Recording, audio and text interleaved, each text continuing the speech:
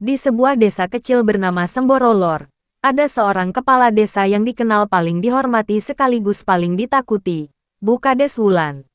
Parasnya lembut, tutur katanya halus, dan setiap bicara ia selalu tersenyum ramah.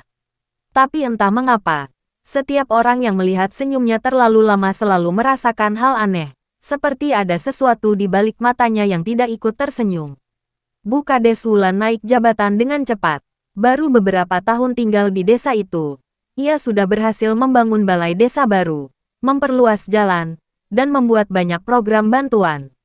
Warga memujinya sebagai pemimpin paling dermawan yang pernah mereka punya. Namun, makin banyak perubahan terjadi, makin sering pula terdengar bisik-bisik yang membuat bulu kuduk meremang. Awalnya mulai dari hal kecil. Setiap malam Jumat, rumah dinas Bukades tak pernah gelap. Selalu ada cahaya temaram dari ruang belakang, seolah lilin-lilin besar dinyalakan. Kadang terdengar suara gerakan, bukan langkah manusia, bukan suara kursi ditarik, tapi seperti benda berat yang diseret pelan di lantai. Lalu, beberapa warga mengaku melihat seseorang keluar dari rumah Bukades lewat pintu samping, tengah malam. Sosok perempuan, rambut panjang terurai, tubuhnya kurus tak wajar.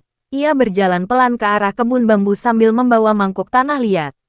Tidak menoleh, tidak bicara, hanya berjalan seperti bayangan yang ingin menghilang di antara gelap. Tapi yang paling membuat warga resah adalah perubahan nasib orang-orang di sekitar Bukades. Setiap keluarga yang mendukungnya, yang rajin datang ke rumah dinas, tiba-tiba rezekinya meningkat tajam, sawahnya panen melimpah, dagangan laku keras, bahkan ternak yang hampir mati bisa sehat kembali dalam semalam. Sementara mereka yang menentangnya, atau diam-diam menjatuhkan Bukades, mendadak mengalami kejadian sebaliknya.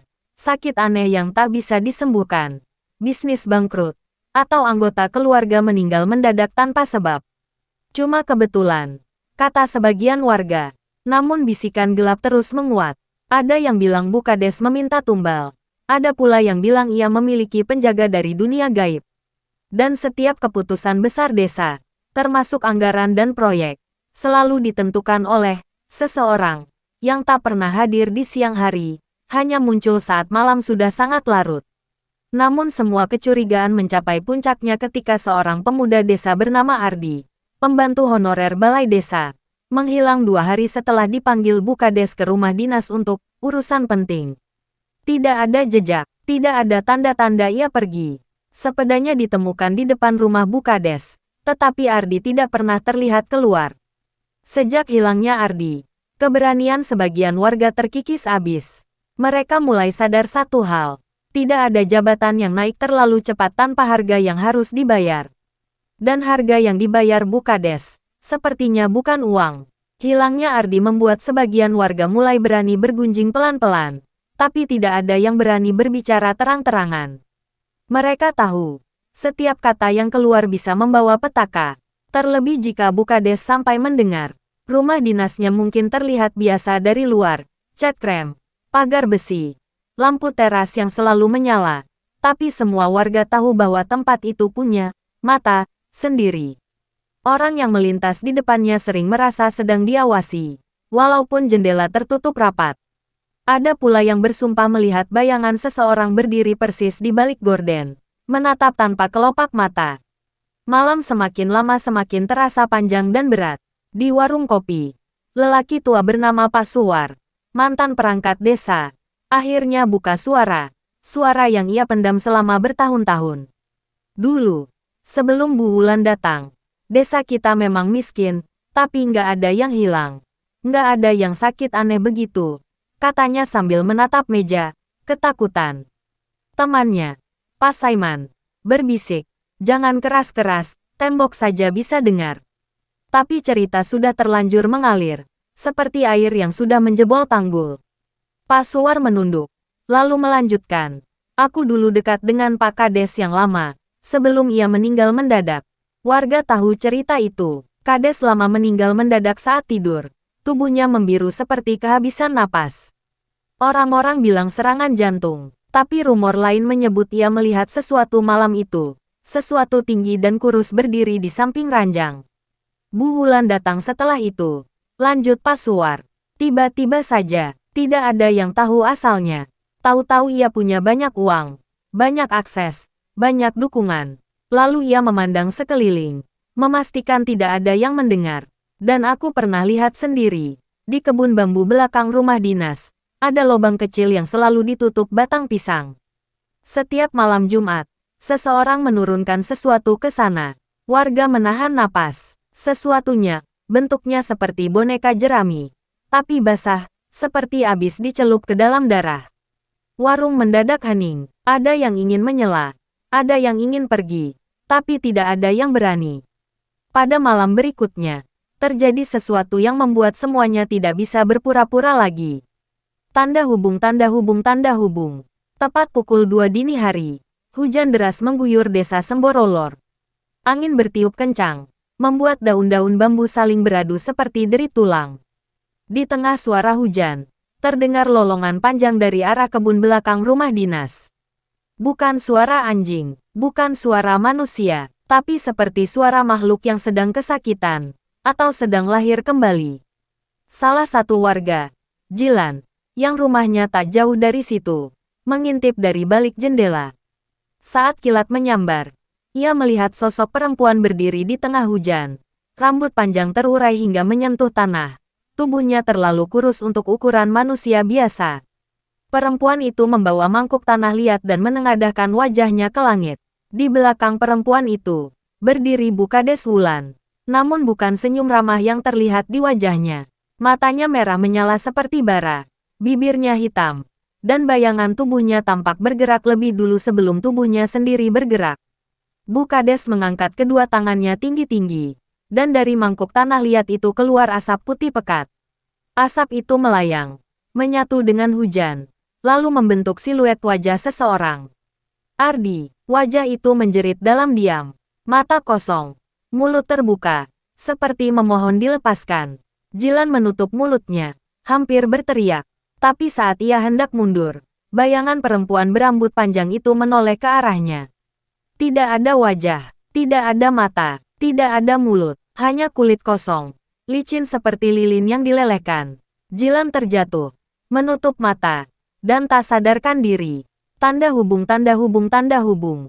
Esok paginya, kabar tentang lolongan malam itu menyebar dengan cepat. Yang paling mengerikan, Jilan ditemukan tergeletak di lantai rumahnya. Matanya terbuka lebar, tapi ia tidak bisa bicara. Setiap kali seseorang menanyakan apa yang ia lihat, ia hanya menangis. Tubuhnya gemetar tak terkendali. Bibirnya bahkan tak bisa menutup rapat lagi. Seperti ada yang memaksa senyum lebar di wajahnya. Warga mulai sadar, pesugihan ini bukan untuk kekuasaan saja. Ada bayangan lain yang ikut tinggal di desa sekarang. Malam berikutnya, 2 ekor kambing milik warga ditemukan mati dengan kepala terputus rapi. Di dekatnya tertinggal jejak kaki kecil, tapi banyak. Ratusan jejak kaki kecil mengarah ke rumah Bukades. Bu Wulan tetap tersenyum saat ditanya. Saya tidak tahu apa-apa, mungkin anjing liar, tapi tidak ada anjing liar yang meninggalkan jejak kaki sebesar jari bayi. Tanda hubung, tanda hubung, tanda hubung. Pada hari ketiga setelah hilangnya Ardi, angin desa mulai membawa aroma busuk samar, bau tanah basah bercampur darah. Dan dari kebun bambu belakang rumah dinas, warga mulai mendengar suara ritmis. Seperti seseorang sedang menghitung. 1, 2, 3. Padahal tidak ada siapa-siapa di sana. Semakin hari suara itu semakin jelas. Dan saat warga mulai berani mengintip dari jauh, mereka melihat sesuatu yang membuat lutut mereka melemas. Di tengah kebun bambu, tampak Bukades sedang duduk bersila. Di depannya ada sebuah wadah besar berisi lumpur merah. Dan dalam lumpur itu, terlihat jari tangan manusia. Ia memasukkan satu persatu ke dalam mangkuk kecil, sambil berbisik. 3 lagi, baru lengkap.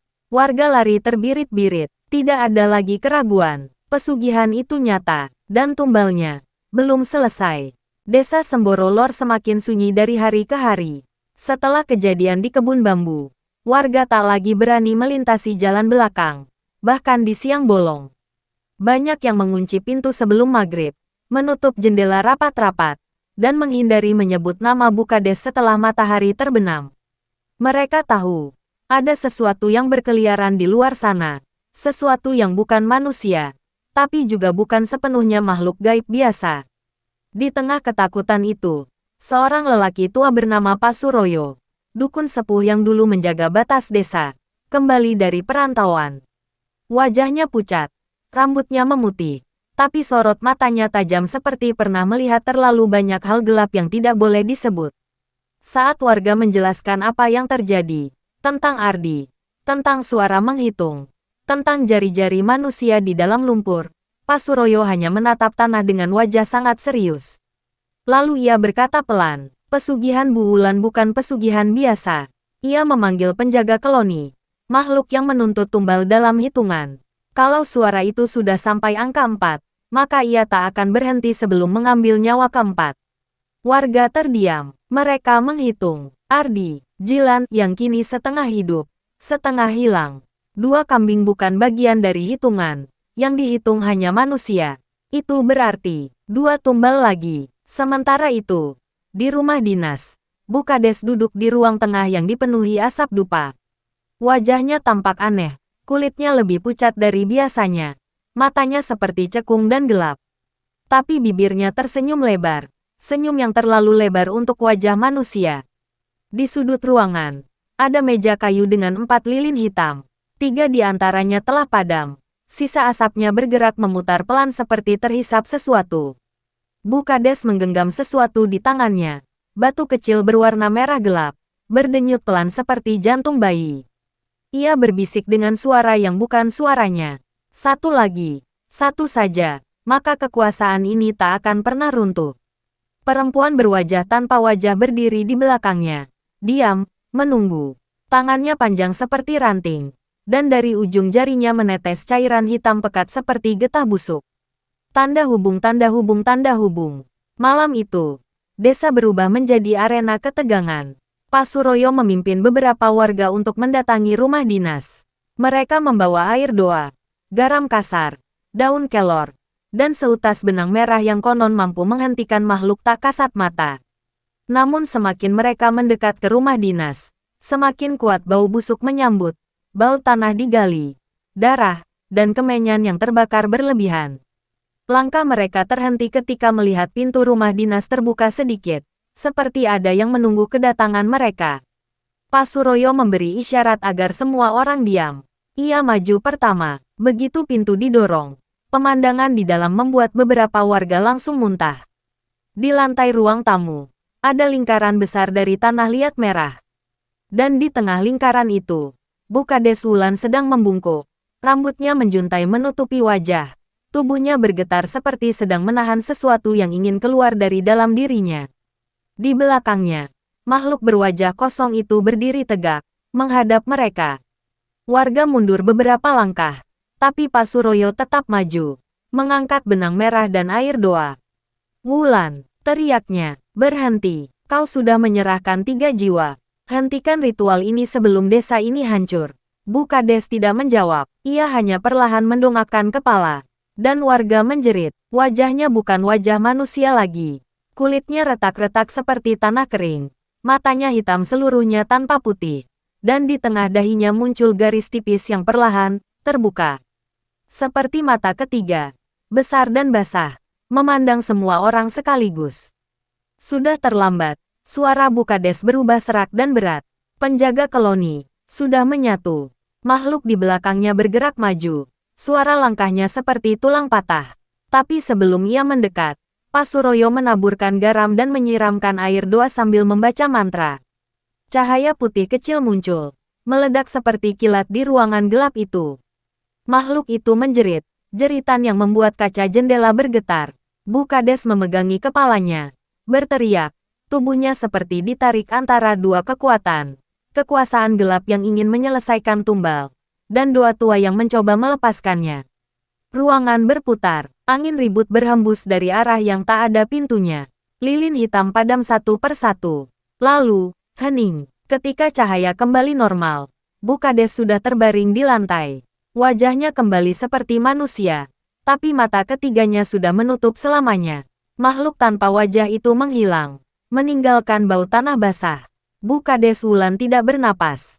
Namun, warga justru merasa lega. Pesugihan itu terputus sebelum tumbal keempat.